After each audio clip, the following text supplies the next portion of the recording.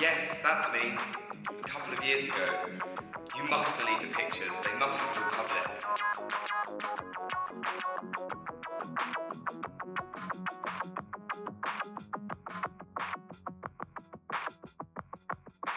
Okay, Anna, could you please describe the picture that you can see to me, please?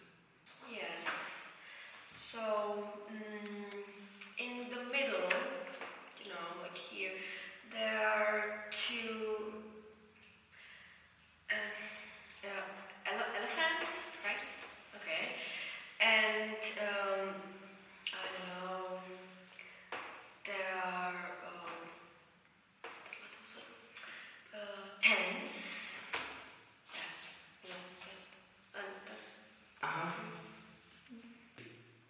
Well, that's quite enough, thank you. Hello again, and welcome to part 2.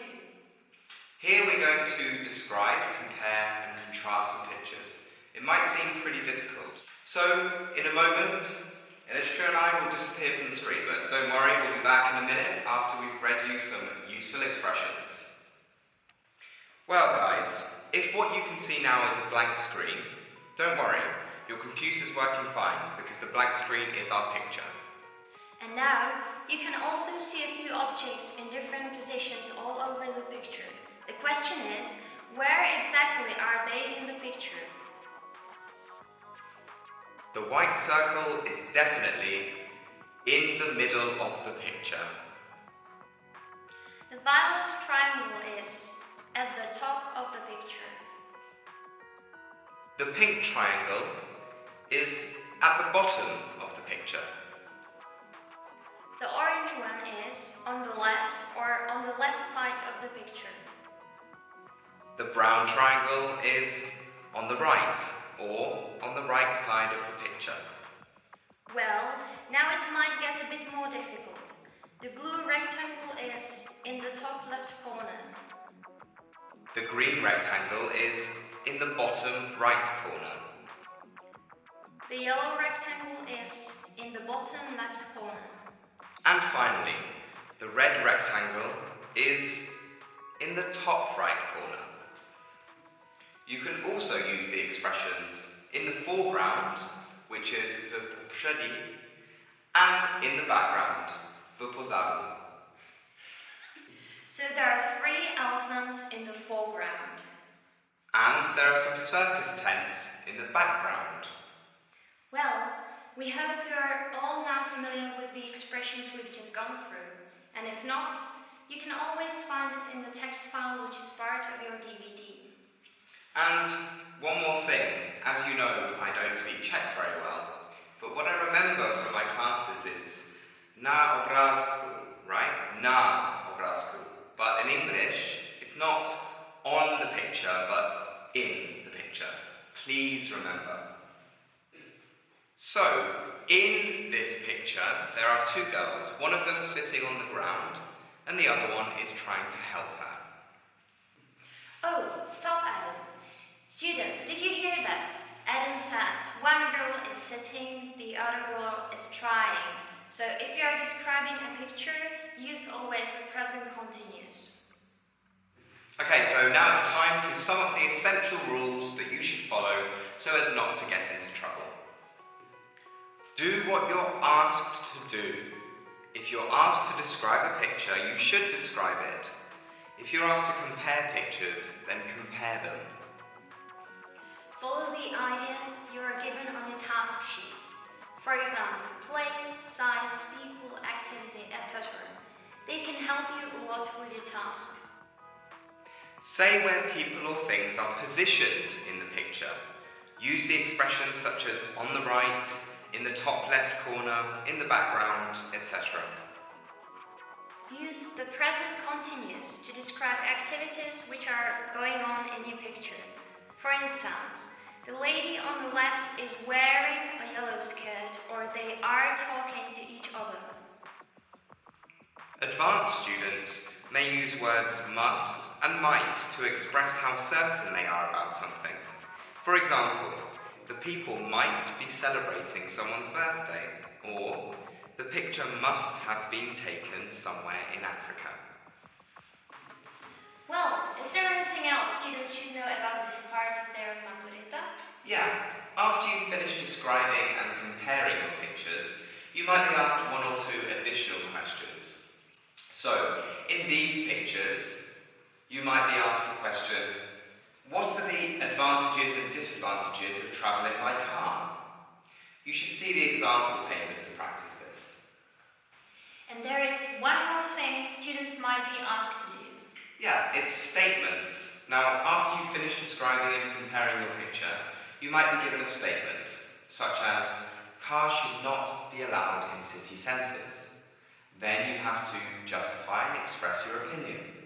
Now, if this happens to you, don't worry, because we're about to give you some really useful hints. Well, and you will find many more pictures and example statements on this DVD. But right now we are going to see another example situation. Okay, Yana, could you look at pictures 3A and 3B? And which picture would you like to talk about? Well, 3A. Okay, so describe the picture when you're ready, please. Yes, so there are two girls in the foreground of the picture. One of them is sitting on the ground because she has fallen off her bike. The other girl is helping her, or she might be asking her whether she's okay or not. They seem to be laughing, that's why I think she didn't hurt herself any seriously. And she might have a few bruises, but nothing serious, I think. The girl on the left is wearing a pink t-shirt, and the lady on the ground is wearing a blue t-shirt, yes. So it is probably summer, so it's hot and like that. And well, there's a bike on the ground, it looks a bit old. And in the background, in the top left corner, I can see some motorbikes and two guys, but I can see what they're doing or wearing. Why do you think the girl fell off the bike? Well, perhaps she can't ride a bike, or she might have been looking at the boys who are in the back, who I can see in the background, and therefore she fell off, or she just didn't pay attention, probably. Great. Okay, well, now I'd like you to have a look at both of the pictures and compare them when you're ready. Yes, so, well, like I said, on the first picture there are two ladies who seem to be in a good mood. You know, one of the girls just fell off her bike, and, you know, there seems to be a good friend, so they're laughing about it and having a good time. But in the other picture, there is a man who looks a bit angry, probably that he's mad at the photographer. So the atmosphere, he's a bit violent, I think. He looks really, really mad. And the weather, I think it's the same because all the people are wearing the shirts. So it's the same weather, and it's about summer or something. But I see one big difference, that the first picture is taken outside, but the other one is inside, some kind of hole or something. Okay, thank you very much. Let's go to task 3. Okay, so have a look at the statement, and could you read it aloud and express your opinion on it, please? Okay, life without friends is not worth living. Well, I totally agree with this statement. I cannot imagine my life without my friends. They're helping me with all my problems, and I like meet them, and you know, just not to be with my family because they give me another point of view for my problems and for whole life. You know, I can't imagine being without them. Okay, great. Thank you very much. Let's move to part 4. So Adam, did you like it this time?